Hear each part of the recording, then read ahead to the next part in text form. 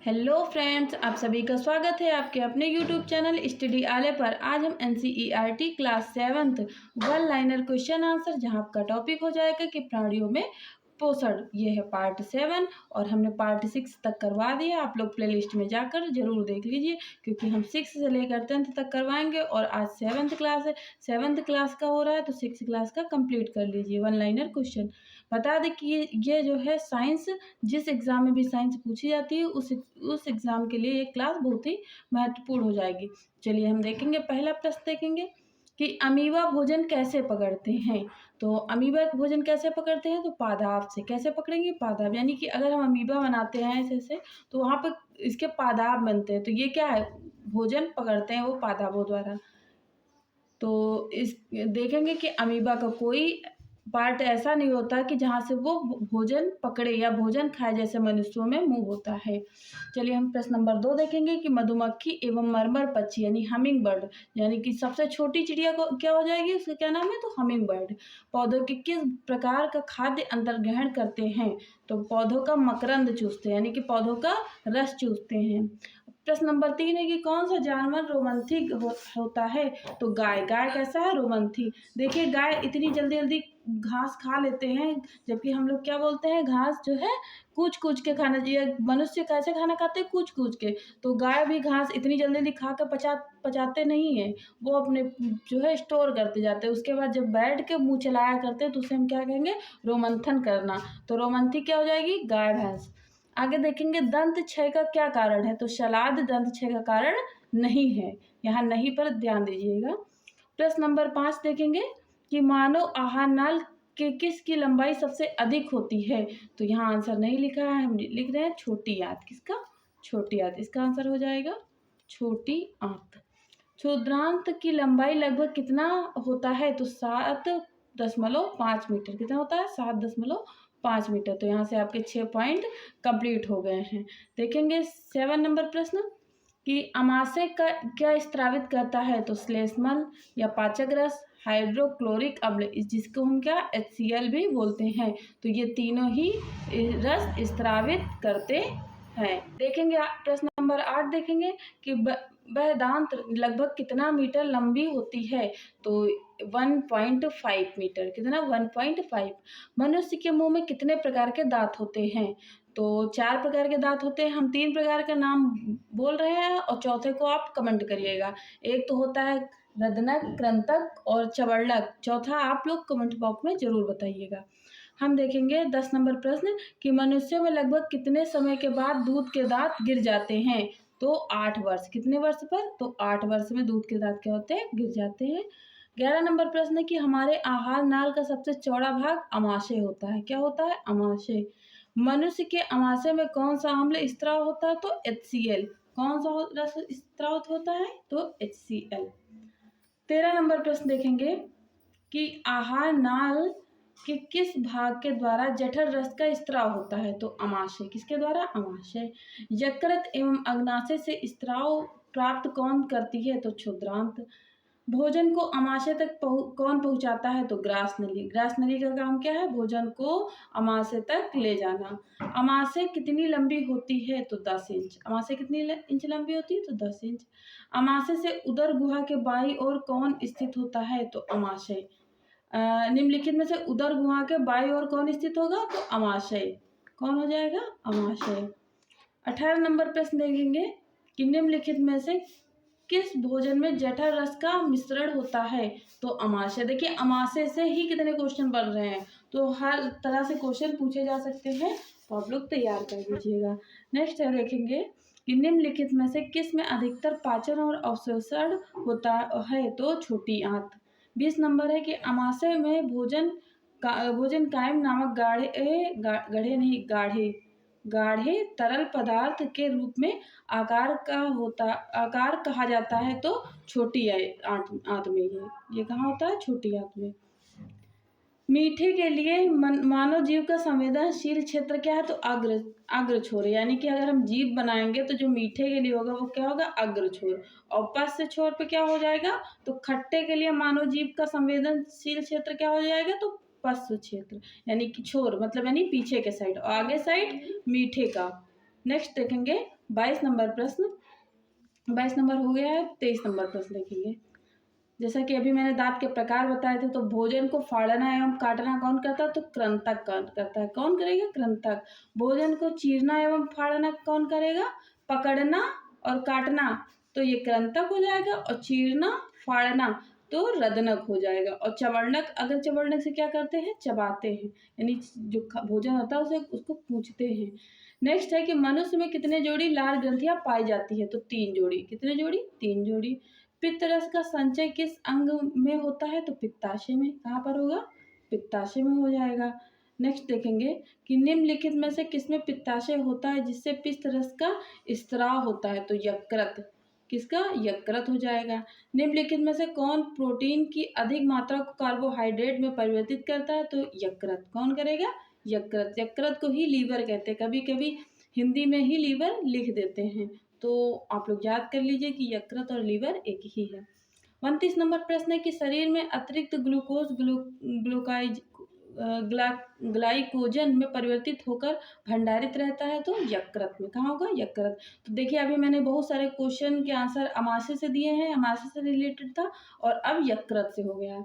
आगे देखेंगे कि पित्त रस निम्नलिखित में से क्या है? तो क्षारीय। पित्त रस क्या है? क्षारीय। 31 नंबर है कि यकृत द्वारा स्त्रावित पित्त रस किसके पाचन में सहायक होता है? तो वसा। वसा के पाचन में। नेक्स्ट है कि पाचन क्रिया में प्रोटीन किसमें परिवर्तित हो जाता है? तो अमीनो अम्ल यानी अमीनो एसिड। किसमें हो जाता है? अमीनो एसिड में। प्रश्न नंबर 33 है कि पाचन क्रिया में वसा परिवर्तित हो जाती है किसमें? वसा अम्ल और ग्लिसरॉल ग्लूकोज में। तो याद रखिएगा। अब प्रश्न नंबर देखेंगे 34। 34 प्रश्न नंबर हो जाएगा कि पाचन क्रिया में कार्बोहाइड्रेट परिवर्तित हो जाता है? तो ग्लूकोज में। किसमें? ग्लूकोज में। आहार नाल किस भाग में पचे हुए भोजन का अवशोषण के लिए दीर्घ रोमन पाए जाते हैं? तो क्षुद्रांत में। कहाँ पे? क्षुद्रांत। नेक्स्ट है कि 36 नंबर प्रश्न कि आंतरिक भित्ति पर उंगली के समान उभरी हुई संरचनाओं को क्या कहेंगे? यह क्या होती है? तो क्षुद्रांत होती है। नेक्स्ट है कि पचे हुए भोजन से जल एवं कुछ लवणों का अवशोषण किस भाग के द्वारा होता है? तो बृहदांत्र। किसके द्वारा? बृहदांत्र द्वारा। नेक्स्ट पॉइंट है 38 नंबर। देखेंगे कि कौन सा पदार्थ का पाचन रूमिनेंट में होता है परंतु मनुष्य में नहीं? तो सेलुलोज। देखो घास गाय वाय खाती है, पत्तियां खा लेती, तो उसमें क्या होता है? सेलुलोज पाया जाता है। और इसका पाचन जो है रूमिनेंट में होता है परंतु मनुष्य में नहीं होता। क्या? यानी कि मनुष्य में सेलुलोज का पाचन नहीं होता है। नेक्स्ट है यही, इसको छा कर लीजिए, क्षुद्रांत है में उंगलियों के समान उभरी हुई संरचना को क्या कहते हैं? तो दीर्घ रोम कहते हैं। क्या कहेंगे? दीर्घ रोम कहेंगे। 40 नंबर प्रश्न है कि जटिल खाद्य पदार्थों का सरल पदार्थ में परिवर्तन होना या टूटना विखंडन कहलाता है तथा इस प्रक्रम को क्या कहते हैं? तो पाचन। क्या कहेंगे? पाचन। तो सीधा सीधा ये पाचन की क्या हो गई? डिफिनेशन हो गई। स्टार फिश यानी कि जो तारा मछली होती है के संदर्भ में निम्नलिखित कथन कौन सा सत्य है? तो ये 41 नंबर है, हम आगे पॉइंट दे रहे हैं। 41 नंबर का पॉइंट क्या हो जाएगा? 2 पॉइंट होंगे, दोनों में से क्या सत्य होगा इसको आपको बताना है। तो पहला है कि इसका आहार कैल्शियम कार्बोनेट के कठोर कवच वाले जंतु होते हैं। बिल्कुल सही है। फिर दूसरा देखेंगे भक्षण के लिए या कवच खोलने के बाद अपने मुख से अमाशय बाहर निकालती है तथा जंतु के कोमल भाग को खाती है। कौन सा कथन सत्य है? यानी कि 2 कथन दिए गए, तो कौन सा कथन सत्य है? दोनों ही कथन सत्य हैं। 42 नंबर क्वेश्चन देखेंगे तारा मछली भोजन को सीधे कहाँ ग्रहण करती है? तो अमाशय में। कहाँ करती है? अमाशय में। देखिए फिर अमाशय से रिलेटेड क्वेश्चन आ गया है, तो अमाशय बहुत ही इंपॉर्टेंट हो जाएगा। और ये 7th क्लास में सोचिए कि ऐसे ऐसे क्वेश्चन बन रहे हैं, तो आपको 6 to 10th तो कंप्लीट ही करनी चाहिए साइंस को, क्योंकि किसी भी एग्जाम में सामान्य विज्ञान देंगे तो सामान्य विज्ञान के लिए ये सही है। फिर देखेंगे 43 नंबर क्वेश्चन है कि तारा मछली किसके कठोर कवच वाले जंतुओं का आहार करती है? तो कैल्शियम कार्बोनेट। किसके? कैल्शियम कार्बोनेट वाले। आगे देखेंगे स्टार फिश कवच खोलने के बाद अपने मुख से क्या बाहर निकालती है तथा जंतु के कोमल भाग को खाती है? तो अमाशय। जैसे कि अभी मैंने ऊपर कथन वाले में बताया था कि अमाशय को बाहर निकालती है। देखेंगे 45 नंबर प्रश्न देखेंगे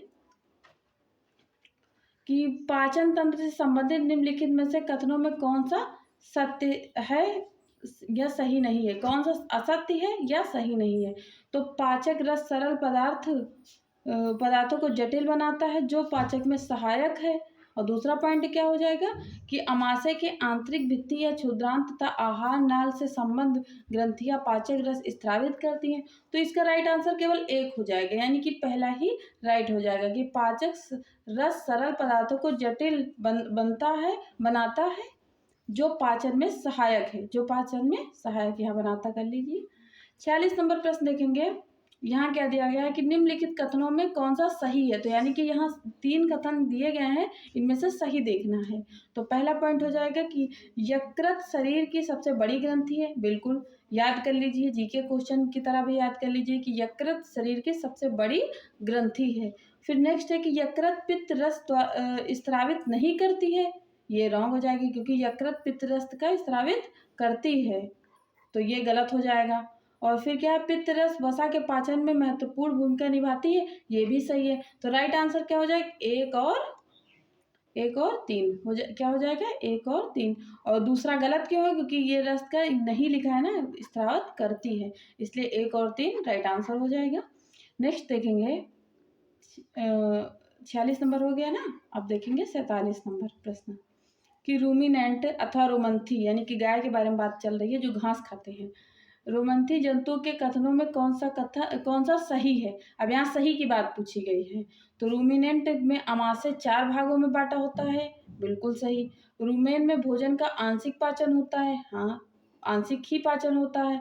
फिर देखेंगे बाद में जंतु इसे छोटे छोटे पिंडकों के रूप में लाता है तथा इसे चबाता है, इसे रोमंथन या जुगाली कहते हैं। आपने गाय भैंस को देखा होगा, वो कुछ खाए बिना ही बैठ के मुंह चलाया करती हैं, बात उसी के बारे में चल रहा है कि वो जल्दी जल्दी जब चीज़ें खा लेती है बाद में क्या करती है, उसका रूमिनेट यानी रोमंथी करती रहती हैं, जुगाली करती रहती हैं। तो इसका 1 2 3 तीनों ही राइट आंसर हो जाएंगे। अब हम देखेंगे अमीबा के संबंध में कौन सा कथन सत्य है। जैसे कि अभी रूमिनेंट में देखा, तो अब देखेंगे अमीबा के कथन में। यह जलाशयों में पाए जाने वाले एक कोशिकीय जीव है। बिल्कुल ये एक कोशिकीय जीव हैं, याद रखिएगा, बहुकोशिकीय और एक कोशिकीय में अंतर होता है। अमीबा अपनी आकृति एवं स्थिति निरंतर बदलता रहता है। बिल्कुल अमीबा का कोई निश्चित आकार नहीं होता है। अमीबा की कोशिका में एक कोशिका झिल्ली, एक गोल संघन केंद्रक एवं कोशिका द्रव में बुलबुल के समान अनेक घानियाँ होती हैं। तो ये भी राइट आंसर हो जाएगा, यानी अमीबा से संबंधित ये तीनों ही पॉइंट सही हैं। देखेंगे 49 नंबर प्रश्न, श्लेष्मल किसके आंतरिक स्तर को सुरक्षा प्रदान करती है। तो अमाशय किसके सुरक्षा प्रदान करेगी, तो अमाशय। देखेंगे प्रश्न नंबर 50 कि 51 प्रश्न टोटल होने वाले हैं। तो 50 नंबर प्रश्न है कि पचा हुआ भोजन अवशेषित होकर क्षुद्रांत इसे अच्छा करिए, क्षुद्रांत की भित्ति में स्थिर रुधिर वाहिनियों में चला जाता है। इस प्रक्रम को कहते हैं अवशोषण। क्या कहेंगे, अवशोषण कहेंगे। पाचन क्रिया के संदर्भ में निम्नलिखित कथनों पर विचार कीजिए। अब यहाँ पाचन क्रिया के उसमें देखना है कि कार्बोहाइड्रेट सरल शर्करा जिसे ग्लूकोज में परिवर्तित हो जाता है, फिर वसा अम्ल एवं ग्लिसरॉल में परिवर्तित हो जाता है, प्रोटीन अमीनो अम्ल में परिवर्तित हो जाता है। उपयुक्त में से सत्य कथन आपको बताना है।